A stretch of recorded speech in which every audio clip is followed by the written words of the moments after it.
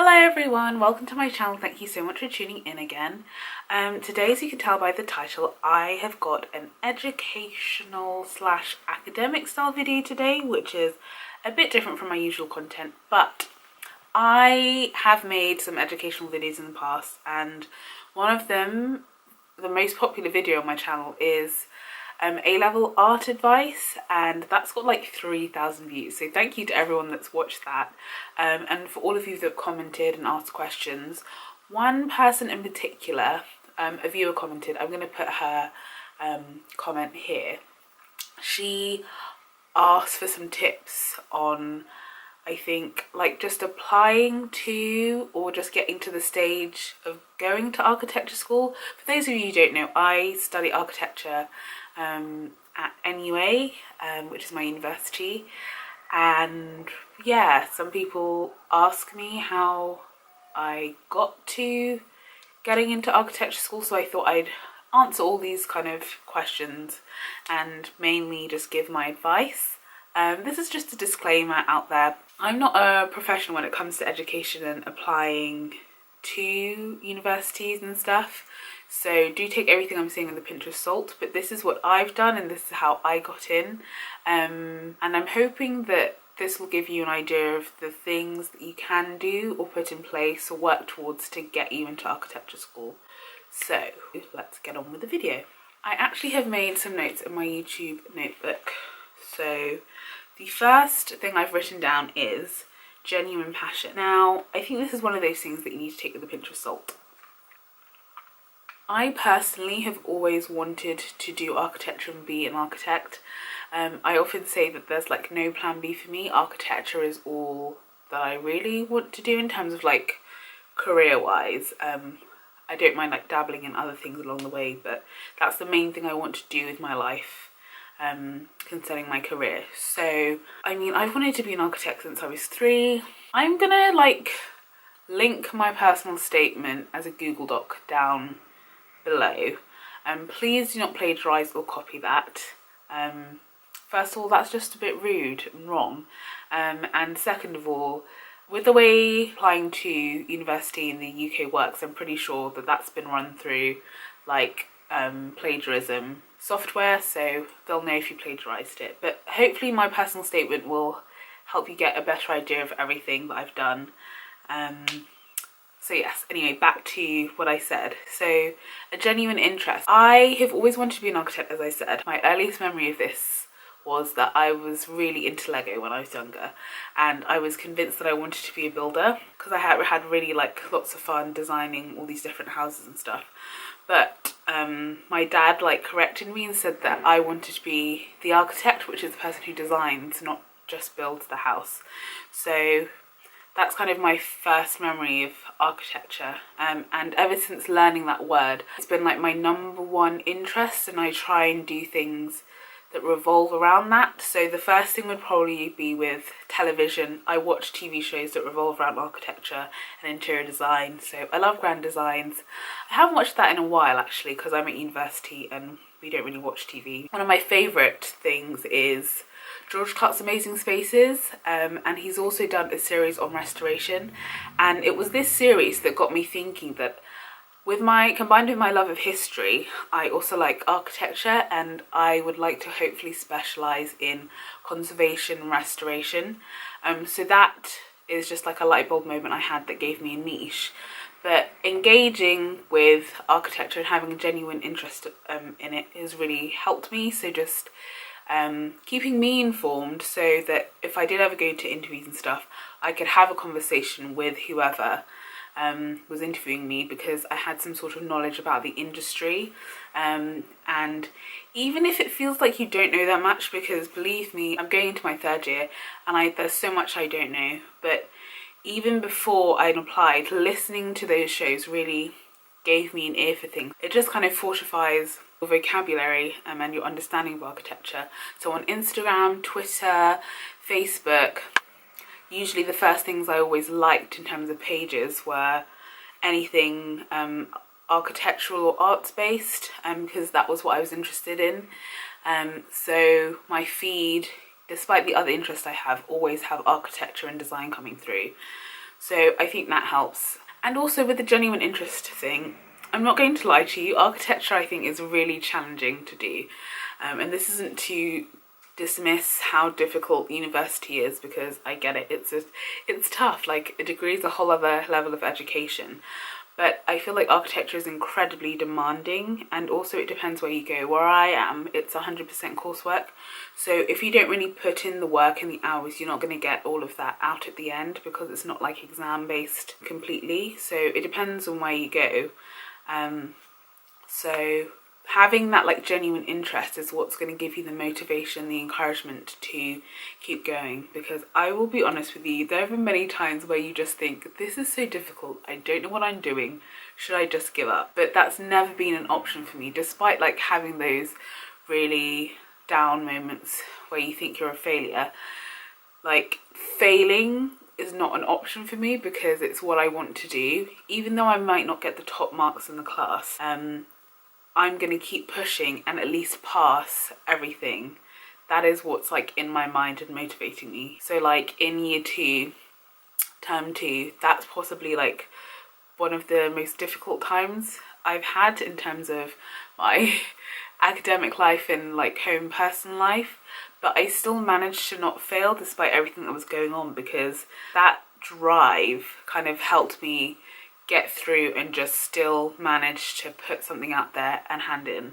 That's the first thing. I feel like I ramble so much for that first bit. Building on what I was saying before, engaging with the subject of architecture is really important. I think I kind of touched on this bit of advice in my previous point, but yeah, liking things on social media, books, reading up about the subject, watching films that are a bit more architectural, watching documentaries, going out into the world, looking at architecture and taking it in, writing things down about it, sketching architecture, just engaging with it, thinking critically about it, questioning it, I think is really important. And if you kind of keep doing that, and also if you can keep a record of that, so some sort of like scrapbook or notebook or sketchbook is really useful, because that provides evidence for wherever you're applying to, for them to know that actually this person does take time out of the normal responsibilities they have. And by normal responsibilities I mean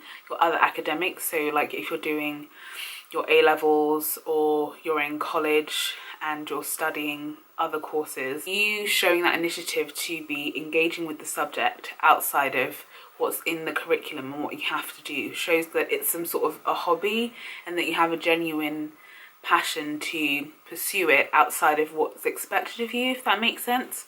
So that's super important, I think. So digesting it in every like media that you can, and also just thinking about how architecture isn't just buildings and it's so much more than that.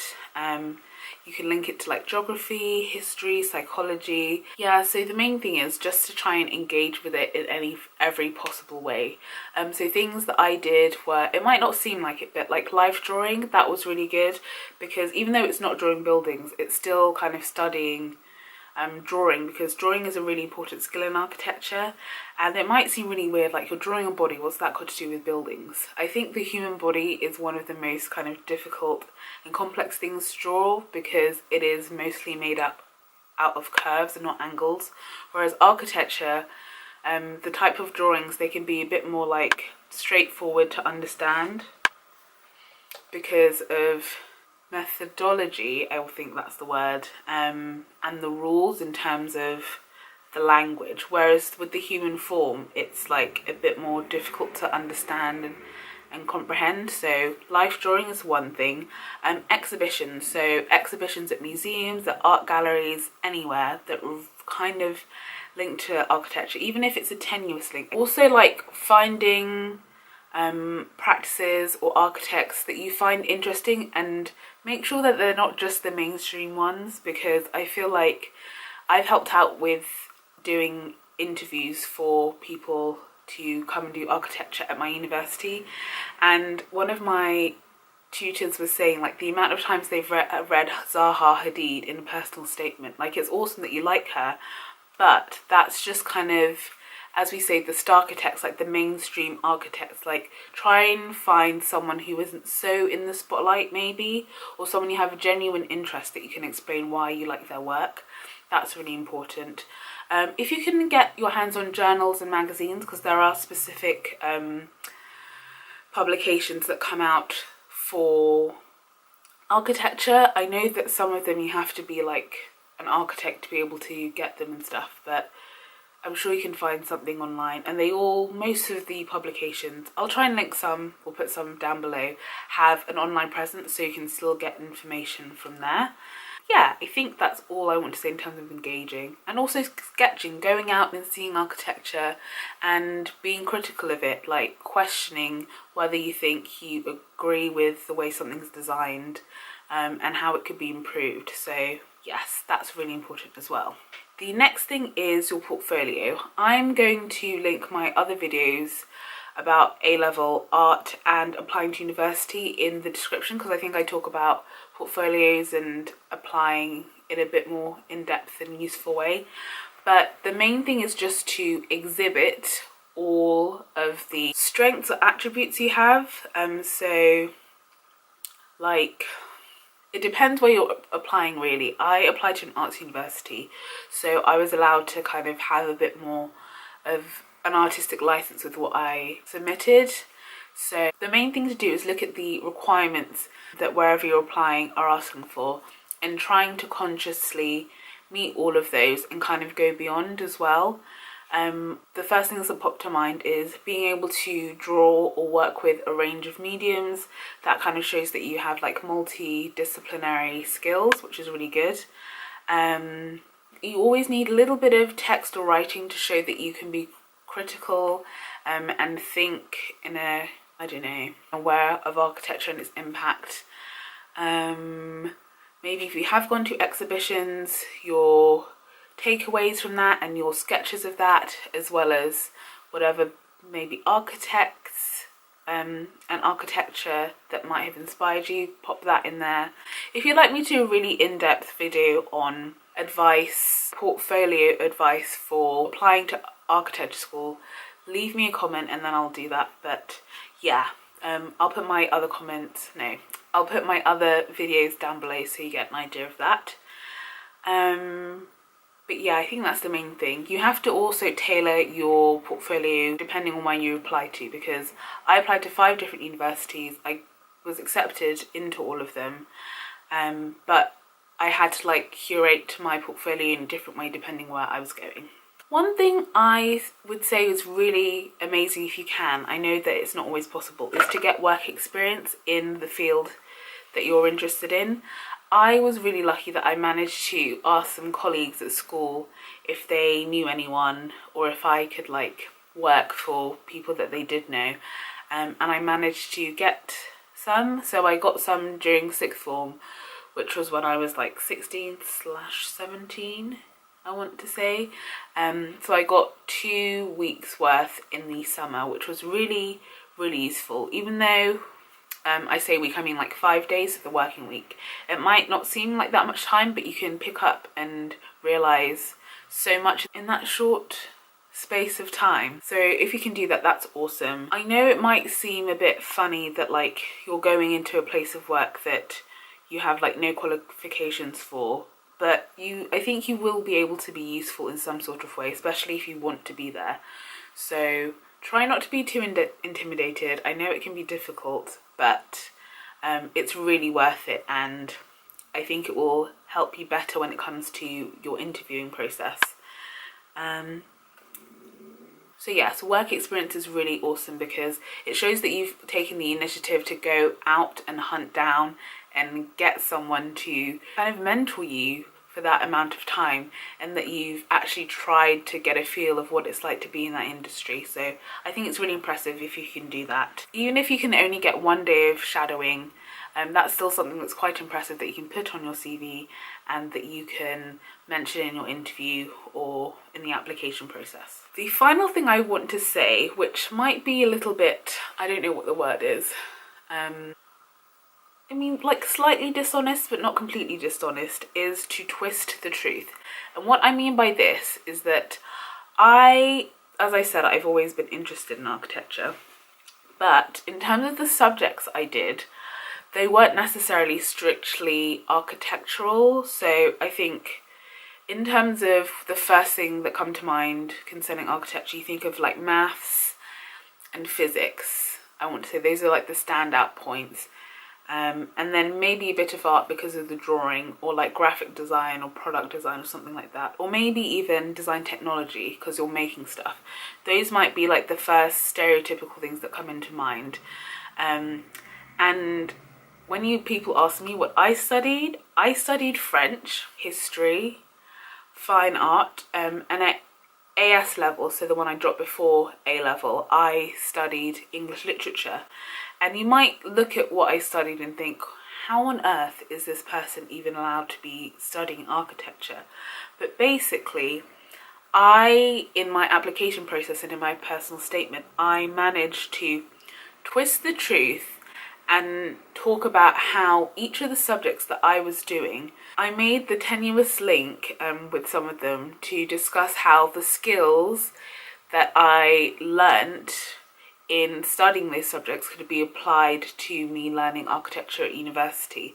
So with history, I talked about research and also how history is so important in architecture. That's absolutely vital. And then with that, I also linked in how I have an interest with historical architecture in terms of restoration, and how personally I think it's really important to conserve things if the opportunity arises, and how I'm not too particularly into like new buildings and stuff, and I'm a bit more traditional and classical in my tastes with architecture. So that was something I linked with history.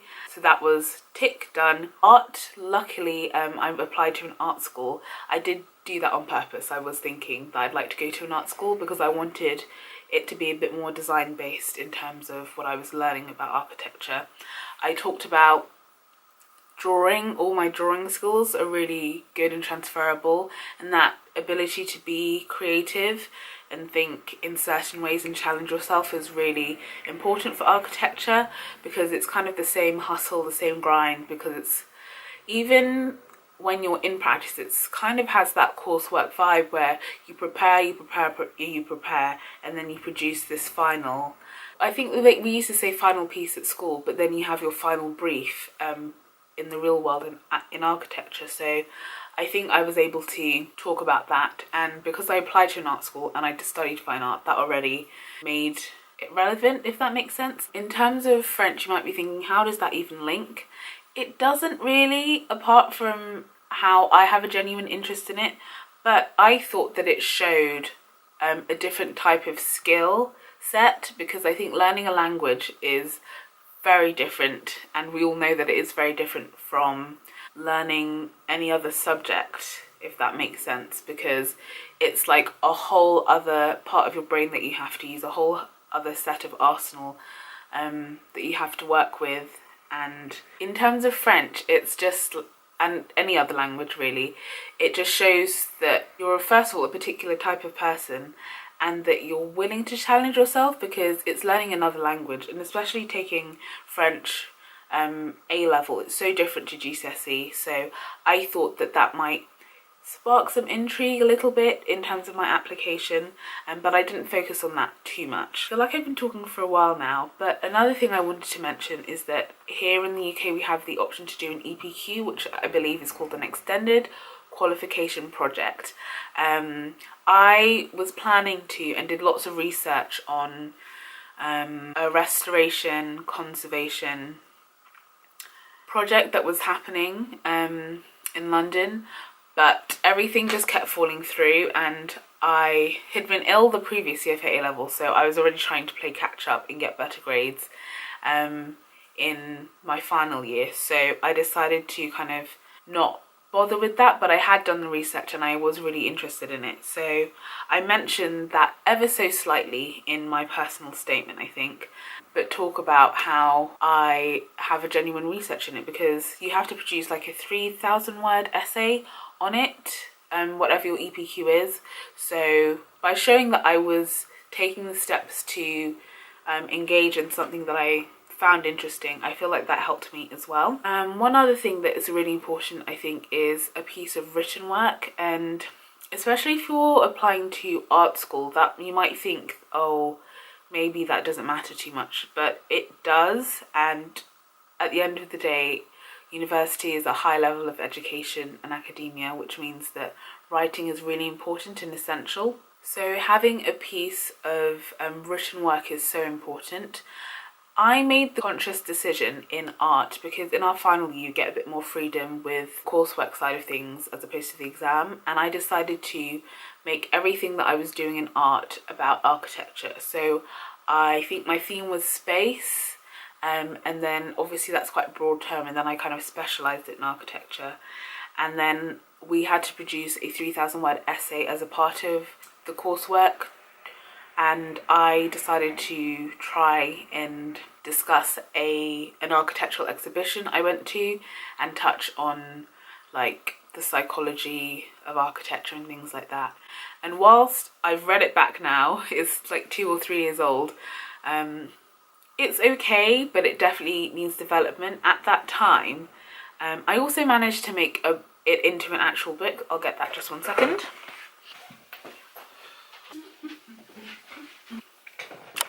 Here is the book I made. I've shown it before. I really don't know how to do this.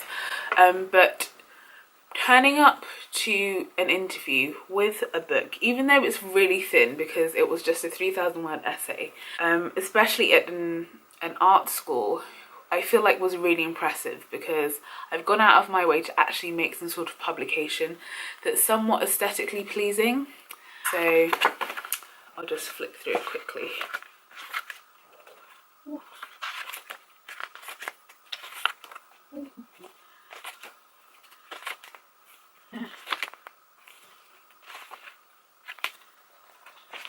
There's the end. Yes, I feel like this was really impressive because I don't think everyone would have had their own book or essay turned into a book at an interview. So if you could get that done, that would be quite good. But the main thing is, I think, in terms of getting into architecture school, is the preparation beforehand. So engaging with the subject and getting your portfolio up to scratch, I think, is the best thing you can do. And if you have a genuine passion for it, that should shine through and aid you with the application process. So I hope that was helpful. I hope I didn't talk too much. And let me know if you want me to make any follow-up videos or write a blog post. I will link the book in the description if you want to have a proper look at it, because I know I just flicked through it in this video. But yeah, I think that's everything. Thank you so much for watching. Do let me know what you thought of this video in the comments below, and I will see you next time with another video. Bye!